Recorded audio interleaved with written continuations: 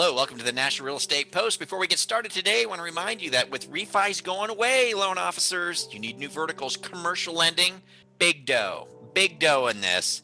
We've got it made really, really easy at NREP Business Lending. So easy to get started, man. It's like a referral, and you get like between 2,500 and 25 grand, just depending on the loan amount, that kind of thing. Look, it's easy to get done. Click the banner you see on your screen right here. See it?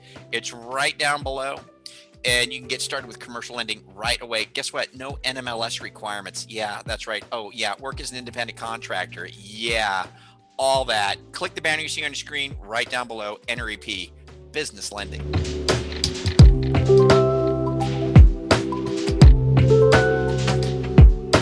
Hey guys, Brian Stevens here with the National Real Estate Post. Nice to see you guys again after my little vacation.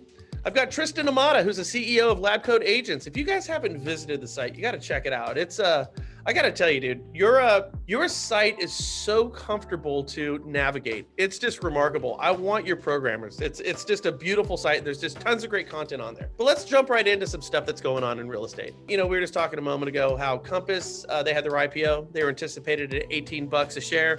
They opened at 23, which is cool because it's a traditional real estate firm. I've also noticed that there was EXP has been hostile towards, Keller for quite some time now. And there's a big backstory there, which is interesting. Mm-hmm. And in our area, Compass has been very aggressive with the Realogy brands, the C21s, Coldwell Bankers, that type of thing. And we know that there's lawsuits behind it. What's driving the aggressive nature in a very hostile type of atmosphere of inner brokers squabbling? I think it's that everybody is scared and they don't know who to take it out on. You look at what's happening, it's really the Zillows, Redfins, CoStars that are driving this open door and all that. Where you have the more traditional brokerages like Realogy and Remax and those older type brands that aren't changing fast enough. And you have the ones right in the middle, what I consider the three to look at, which are EXP, Compass, and Keller Williams. And by the way, I'm Keller Williams, right? And they're adapting quickly because EXP picked up Virbela, right? They went public. They just picked up Success Magazine to expand on their Virbela thing. Now they actually own something that's tech worthy, right? They also own a few other pieces. You have Compass. You looked at their S1. Their S1 just dictated everything they bought. They're not really innovative, but they're buying the innovation, right? And they were hoping that they'd come up a little higher than 18. You're right. They went up to 23, but now they're back at to 18. As of today, yeah, which kind of sucks, right? I don't know if it's going to continue to go down, stay in the middle, go up. I think, and this is what real estate agents and lenders and mortgage brokers don't truly understand. When they see a company like Compass losing 270 million in a year, they don't understand that that's part of the game, right? Yeah. They're playing the long game here. Like every company loses at the beginning. I hate when people say, oh, but did you see how much they lost? I'm like, you don't get it. They're going to eventually make money, just like Zillow eventually did, right? And so now check this out, man. Everybody's going public. That's like the new thing to do. Oh, it is. And the reason behind it is that you're going to have a lot more money to play with to compete against these companies that are coming in and trying to take a piece of what the traditional real estate world looks like. And so look at what Keller Williams has done over the last 6 months. They came in, they said, hey, we're KWX now, right? And now they said, we're reorganizing things. We got a new CEO and Gary Keller stepping down, but he's going to be the chairman of KWX. And now they just announced that, oh, by the way, we're bringing in some more people, right? More tech savvy world type people that are going to be managing Keller Williams, right? You no longer have Josh Team. You have these amazing people now running this company. And you're like, what, are they going to go public? Because if they go public, damn, man, that's like Compass came in at 7 billion, right? Yeah. What would Keller come in at? Like 40? 30 to 40? It's really interesting when you talked about the long game on this. In our backyard out here in Northern California, which is, by the way, we're, Palo Alto, San Jose, some of the most expensive real estate in the country, where the median sales price for the houses are north of $1 million. Compass was coming in and going to Century 21 offices and saying, we want to buy our office. And they'd say, go pound sand, we're not selling. And then Compass would go to their top agents and give $1 million signing bonuses. million. And you think, well, that's ridiculous. Well, hold on a second. When you have a real estate agent who's closing 6 transactions a month, and each one of her transactions is an average sales price of 2.5 million. I mean, that's kind of a no-brainer. But here's the point.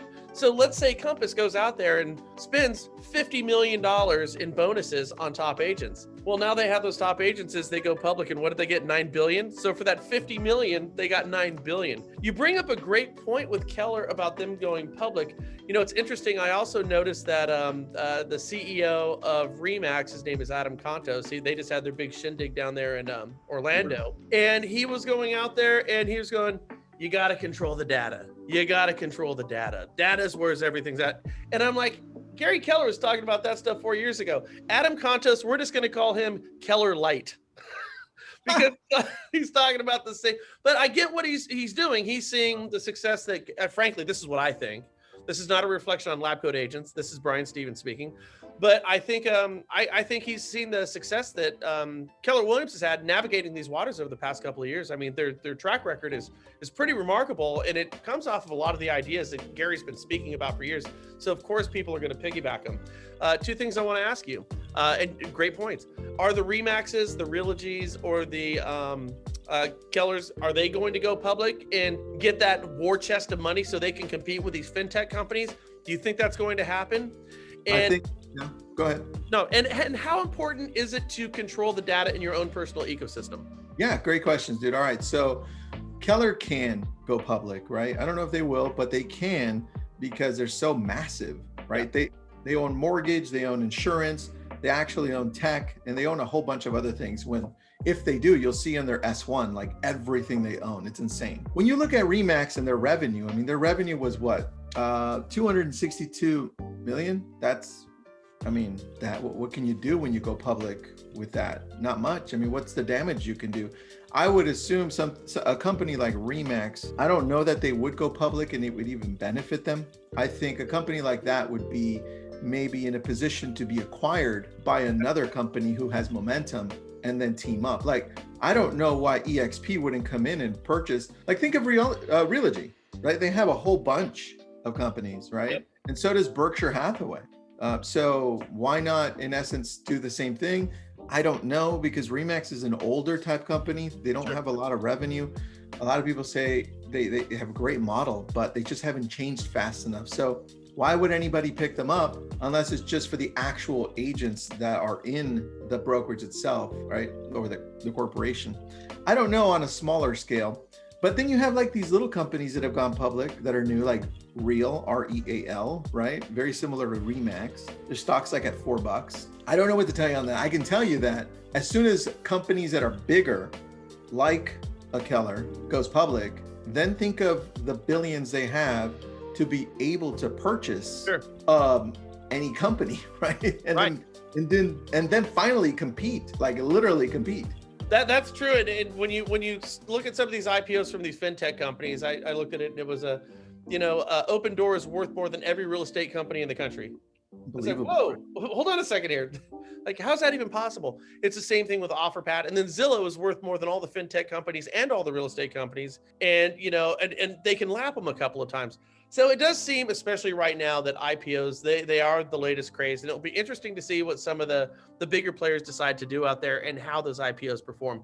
But let's talk about something different right now. Let's talk about what we can offer to our viewing audience right now, the real estate agents, and dare I say even lenders. You guys need to get on board with this stuff. You've got some really great stuff coming up over there at Lab Coat Agents. Can you share that with us? Yeah, we do, man. We have this thing called Real Estate Mastery Pros, where we're teaming up with you guys on this one, but really coming in a little bit on a different angle. So we want to come in and say, hey, look, here's the value that you can offer to real estate agents, because you're going to have people like me in there teaching and coming in and saying, hey, this is how we think, this is what we worry about, and this is how to work it, like Facebook lead ads, how to present offers and get them accepted, how to farm, how to just grow your database and actually work your past clients in your sphere, right?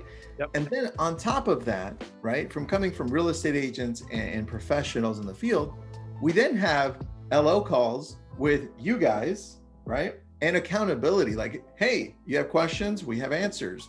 Or we can come back and say, what questions did you have on that session? And so that's very different, where you have 3 touches in a month versus just a webinar that you may have questions with. You don't even know if you understand it. And does it even matter in the world that you're in? So it's very, very different. We like this approach. That's why we teamed up with you on this one. Isn't that true though? Isn't that true? I mean, have you ever been like teaching a webinar, or like, I love the Zooms, and you look at like half the people are just kind of, you know, they're like a newborn kid, can't keep their head up. Like, you ain't getting nothing out of this, man. You know, and you just don't know when you're catching people. So yes, the repetitive nature of things going forward is so incredibly important, because there's moments when we are prepared to receive information that's going to help us. And then let's be honest, there's moments when we're not. So this is really cool. So how do people get in touch with us? What do they do? Where do they go? Well, we're going to be sending them a link. It's Real Estate Mastery Pros, and it'll be inside of this link that then they can click on it. It'll take them to the back end. It kind of explains what it is that we actually offer. Okay. Because it's not just a course, it's really a package. That way they can take it and then grow from there. The thing is, man, when it comes to all this stuff that we get, it gets so hard for LOs to be able to stay in touch with their agents and to remain pertinent, because they're like, well, what should we be talking to them about, right? And that's the cool part of combining you and me, because I'm on the real estate side. I live this every day with my teams and my brokerages, right? And you're on the lending side because you live this every day as well. That's the cool combo. Yep. No more donuts. We aren't giving people heart disease. Well, we're still doing that, but you know. No diabetes, no congestive or congenitive heart failure for people. No. Let's give them some knowledge, man. Hey, listen, Tristan, this has been great as always. Love what you guys do over there. And anybody who's watching this on our show, go check out Lab Coat Agents. Just go peruse around the site. It navigates beautifully, and the articles in there are fantastic. I go to it every day as I start to write our show. So Tristan, with that said, man, thank you so much for your time. Thanks, man. Appreciate it.